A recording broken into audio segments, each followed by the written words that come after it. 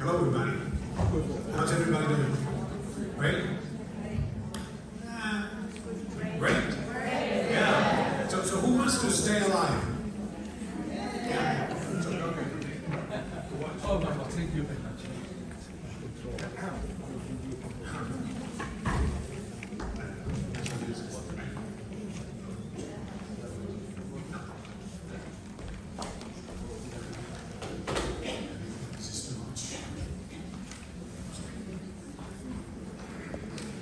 So, I'm going to go, if I may, through, I'm a scientist, by the way. My name is Ernesto. I'm going to try and synthesize the main constraints for living beings to remain on this planet. So it's clearly not an easy task. Go ahead. Thank you. It's an honor to have you on the film. And there are, of course, time limitations also. This is a very good exercise, by the way. A very good exercise to compress what you know or think you know on a subject in just 30 minutes is a terrific exercise. So what do we know? Do we have a walking mic? Can I use one of those? So I don't. That's enough constraining for one. Yeah, thank you. So, what do we know about the actual limits to life? So, one of the things we have noticed, this is, you know Gompertz, Benjamin Gompertz, right? Oh, yeah. So, this is an actuary. He discovered this general law, which is don't kill the messenger.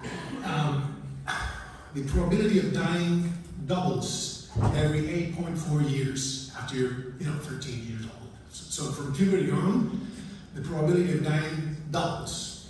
It's not a good thing. It's until right about you become 85, in which the probability of dying remains constant. That's a good thing, but we need to get there first. So we know this. We know it is increasingly more and more difficult to remain alive once you're born. We also know this Hayflick limit. Hayflick's limit, you know Leonard Hayflick? Please raise your hand. Do you know Hayflick? So yeah, I'm not alone here. So Leonard Hayflick noted that there's an actual limit to the amount of replications our cells can endure. It's 40 to 60 for humans. This is, of course, you know this, telomere length. Who knows the telomere story? So everybody. So I have this thing here, maybe. So it's for the ones which are not, initiated. Telomeres are the like this. Where's the camera guy? There. Can you focus this maybe for later? Now, anyways, this is a wrapping, a plastic wrapping on your laces for them not to, destroy themselves. So each replication, keep my telomeres safe. So each replication shortens your telomeres, and even if everything goes smoothly, at some point you just stop replicating. That triggers cell death and you're done. Right? So there's a technical limit to the radical extension of lifespan. That's neither a good piece of news. But anyways, this is the one solid thing we have in biogerontology is that extreme caloric restriction, as the doctor showed, actually increases lifespan. But this is really hard. Now, if you notice in his table, it said up to 65% calorie deprivation. That's a lot of hunger from T-sex on. T-sex, we call T-sex the age of sexual maturity. Right? So you can start depriving your laboratory animals from, say, half of what they eat. That's tough. That's really tough. The control group eats freely. We've got that ad libitum. They eat whatever they want. And, well, the results are conspicuous for everyone to see. Am I going too fast? No. It's life is great. I want to do a lot of it before I go out. I must. Yeah, I'm good. So, what else do we know? Is it applicable though? So I've been, you're probably aware of certain publications concerning, fruit flies or worms or even little mice. So is it applicable to humans? Who has heard of Kleiber's law, the law of 3/4? Please laugh. No? Okay, so, anyways, so it's maybe it's summarizing. I didn't put a slide for that. It's metabolic rate is proportional to the mass of the animal, elevated to the power of 3/4. That's 0.75. What that means is little animals have huge, fast metabolisms, and we bigger animals have slower metabolisms, like an elephant or a whale. So what are the problems with that? The inapplicability of what the research have found in little species to our species, right? So what works for mice, who practices intermittent fasting? Some of you, yeah. Well, I'm sad to say that the autophagy results we all saw in mice or little animals do not apply to humans. If you just remove your dinner or just you do whatever 16 to 8 OMAD, 1 meal a day. So we need stronger, deeper, much tougher, like deep fasting, caloric restriction for that to be applicable to humans. Right? What else do we know? We know that caloric restriction, being the gold standard of biogerontology, just doesn't work if you like pharmacologically inhibit autophagy. This is Yoshinori Osumi-san. This is a Nobel Prize winner, I think it's 2016, I think it is, for just 30 years of work on autophagy. A fabulous, fabulous phenomenon. So what else do we know? We know, this is a very early observation in biogerontology, we know that the more intense the rate of living, the shorter the duration of life. This is called, well, this is the king. This is called the rate of living, which is, and I summarize it in a little mathematical expression I'll show you in a minute, but this maximum lifespan is inversely correlated with energy expenditure. We call it the L rule, not the one you remember from high school, the L rule. So the higher the expenditure, the more energy you spend during your lifespan, the shorter the duration of your life. Right? And if you somehow, artificially or whatever, you diminish the energy expenditure, you will prolong your maximum lifespan. And the difference should be made.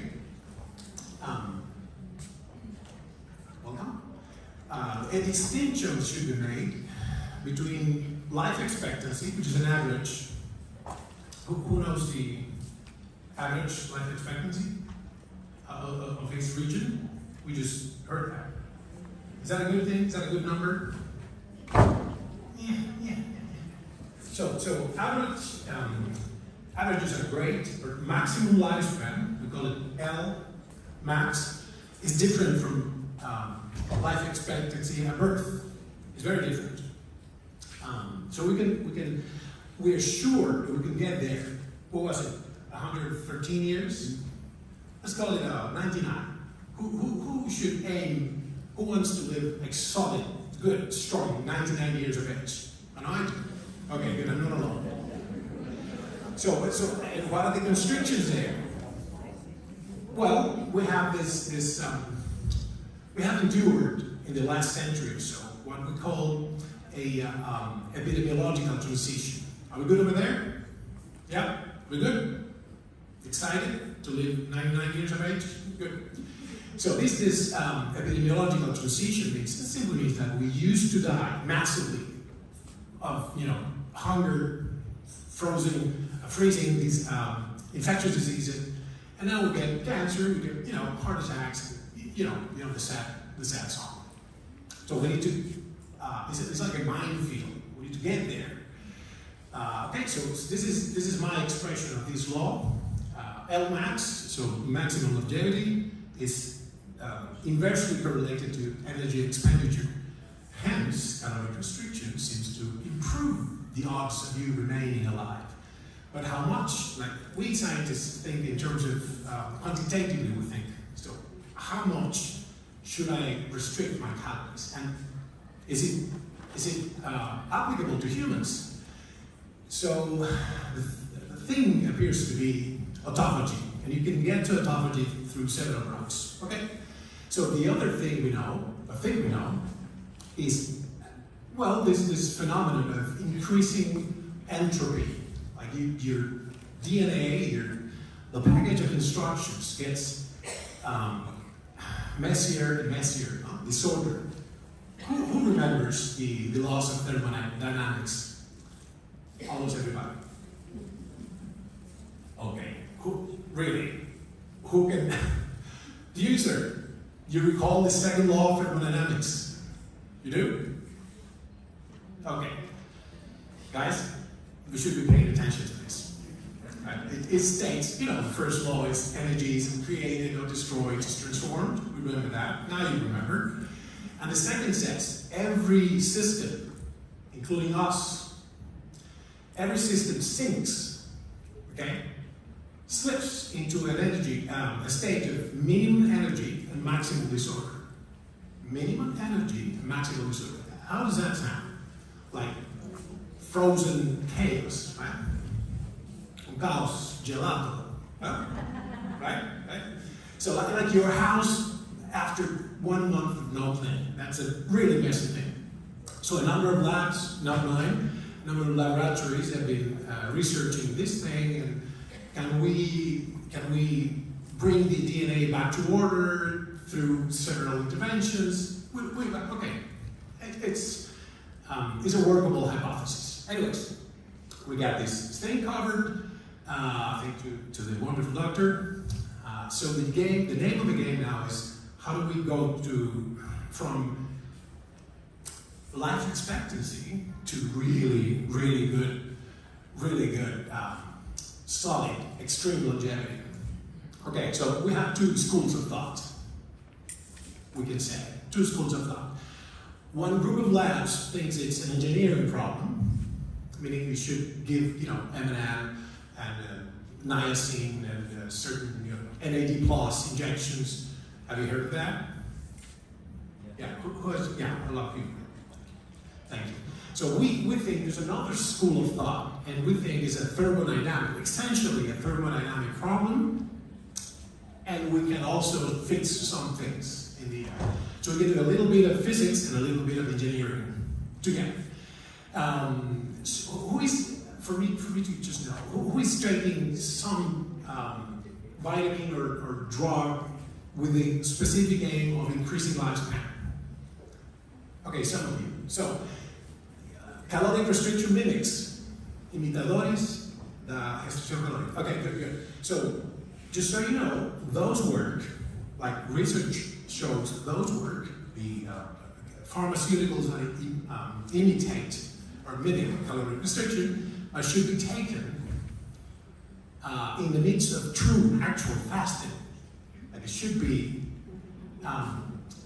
congruent with what you're doing. All right. So my name, for those of you who haven't heard of me, shocking, my name is Ernesto. Those who were here a bit later. Ernesto Prieto Gratacós. I'm a scientist. I'm an independent scientist. Have you ever heard of me before? So that's kind of depressing, but it's my fault. I promise I'll do better. In social media. So scientists should do a lot better communicating what they've found. Science, human knowledge needs to be applied to human endeavors right away. So one of the things we did for the last 27 years is cancer, metabolic therapy of cancer. This is a new and exciting field. It's called precision metabolic oncology. More of that in a minute. But why is it relevant? We did a bunch of experiments, and then we did translational medicine with hyperbaric chambers and whatnot. But in the midst of that research, which is relevant for us today, is we did this documentary 12 years ago called Cáncer y Civilización, En Busca de la Salud Perdida. So here, what we found out, because it was a weird, a really odd demographic, the Inuit people, the Eskimo, los Esquimales, you know, the Inuit people, Inuit Ubits.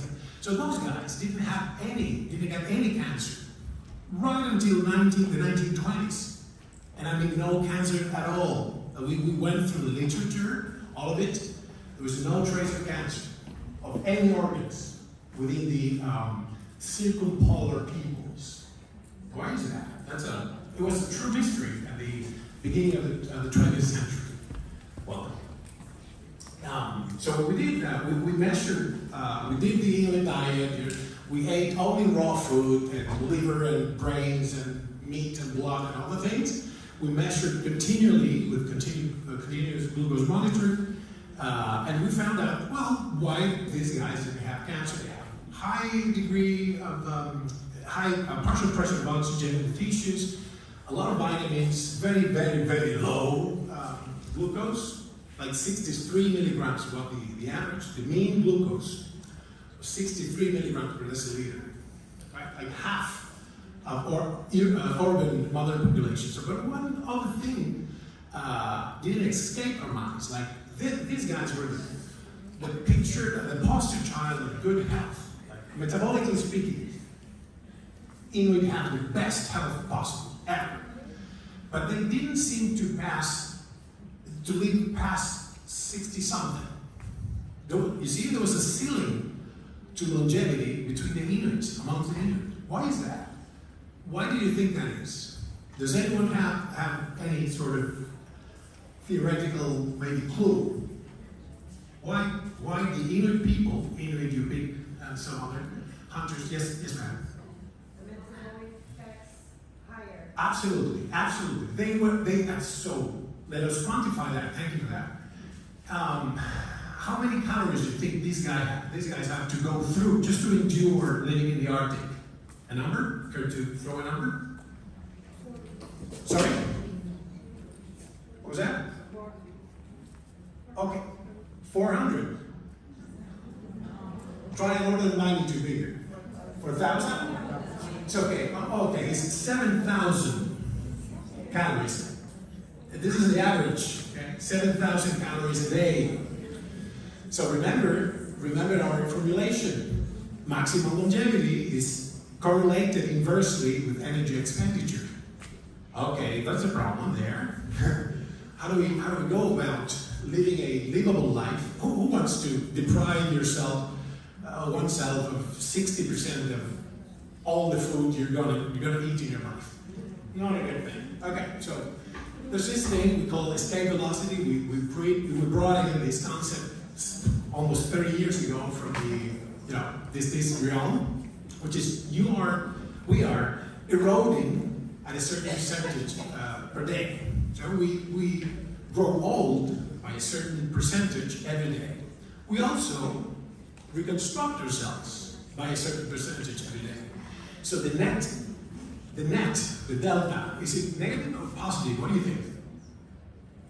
Slightly negative, yeah. That's why we grow old as a function of time. So at least in theory, if we can manage to have a positive delta, a positive net decrease of entropy, theoretically, we should be getting younger as we age. Yay! So we are growing. We have this thing we call peak vitality, circa 23 years of age. Is anyone suffering from a non-healing wound here? You caught yourself 15 years ago, and you're still bleeding? No, right? So you're growing. You're healing. Cicatrización. Okay, so we need to improve that and also diminish the erosion. So the mitochondria are involved. I'm not going to bore you with that. The extracellular matrix is involved. We know this. Welcome.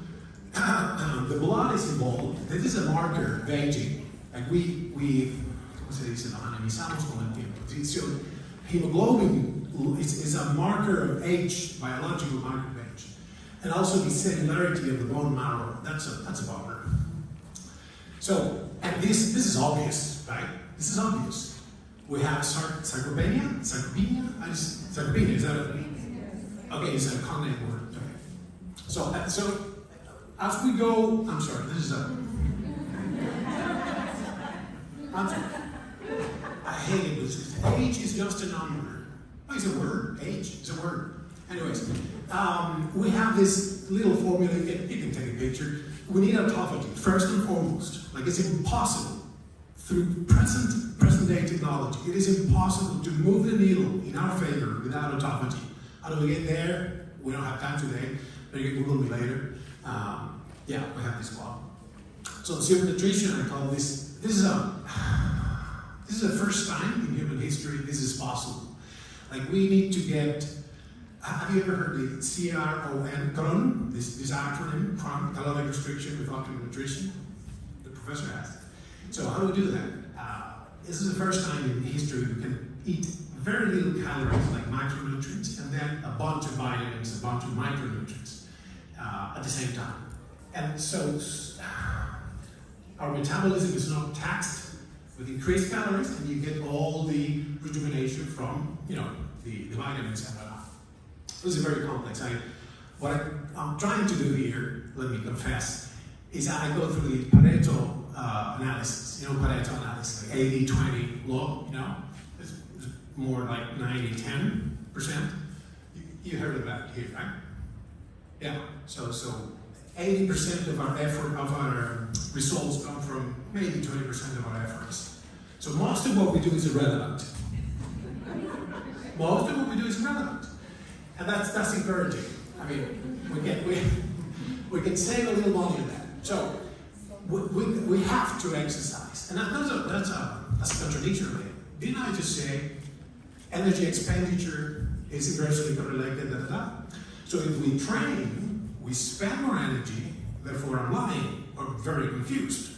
So which one is it? Well, there's this concept of minimal effective dose of anything. And my friends, exercise is a medicine. So what is the proper dose? We need to do strength training, for sure. Hands down, full stop. Strength training, right? Strength.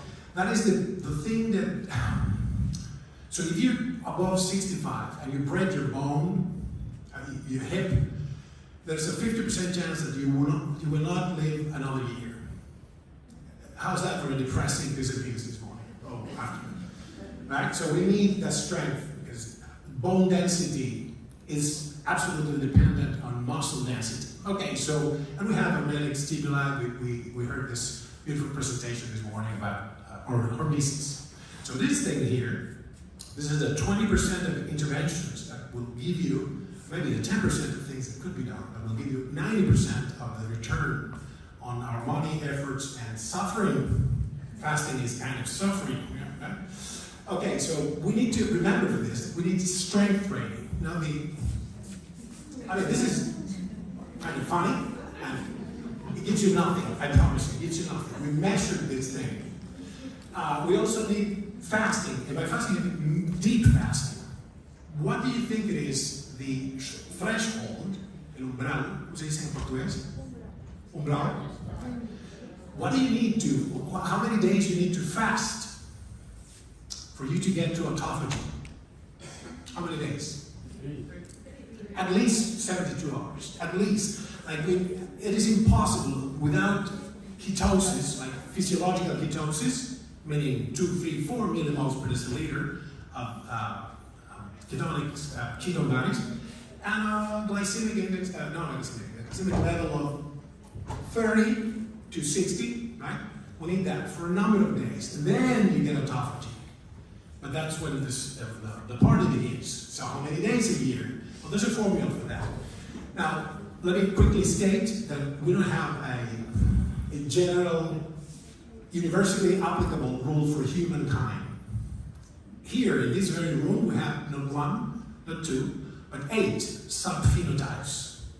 Remember phenotype? Genotype is a library, the DNA library. We have the expression, the biological expression of that. So we have 8 subphenotypes. So which kind of fasting should you do? This is deep fasting, an intermediate right? So Yeah. Oh, that much. This is the story of my life. And when it gets really good, we get into the juicy part. That's what sneaky, I had his mic. Thank you, sir. So, we can do, this is niacin, by the way, I love it, niacin. This is what really works, not the other. Who takes niacinamide? Would you stop? Like it's hepatotoxic. Like when you get to a proper, the proper pharmacological dose, it's in the order of 2 to 3 grams a day. And the niacinamide, it's kind of toxic at those levels, right? So, anyways, we can do that. Let me quickly. So we need strength training, like really strength training.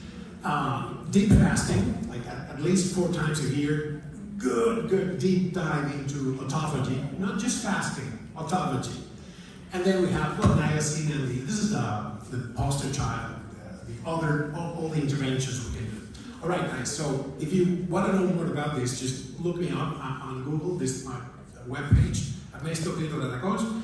You can read my papers relative to some other, this is not a blog, these are peer-reviewed, papers in journals. And then you can also contact me. Please contact me. I'm so lonely. In LinkedIn, okay? So, we don't have time for, 26, we have 4 minutes to spare. What would you say, if I may, sir? What would you say is the key takeaway? What impresses you more about these ideas? One idea I want to hear. The one thing you're going to take to your neighbor, to your mother-in-law. You? No? Is that a hand? No, you're scratching your head. So what is important? Yes, ma'am. We should be moderate in everything. Moderate in everything. Okay, what part of my presentation is moderate? I'm quite the opposite, I would say. So this passion for life is an ingredient, would you say? Right, so moderate, yes. And this is a great statement. She means moderate eating, moderate exercising.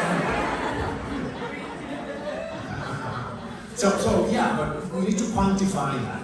What exactly is the number? So there's one thing. Another idea? Anyone? Here, sir? Pharmaceutical? No? Yeah? Yes, ma'am. I think we should take action consistently. Oh, absolutely. Take action consistently. Whoa! Take action consistently. If you can make them, join them. So how do you do that? I would recommend that you buy, right now, some sort of journal. I use a journal for years now. And you write every day your action. Like, this is my meals, this is my training, this is my... Right? All the things? Yes, what else? I think, for me, it works better to use an app that we plan things and we keep. Okay. Yeah, the planning thing works, but here's the thing. Man plans, God laughs. So I would say to you that you write what you actually did. Okay? So guys, it's been a pleasure, it's been a privilege for me to share this with you. Do look me up and Google, and thank you so much for listening to me.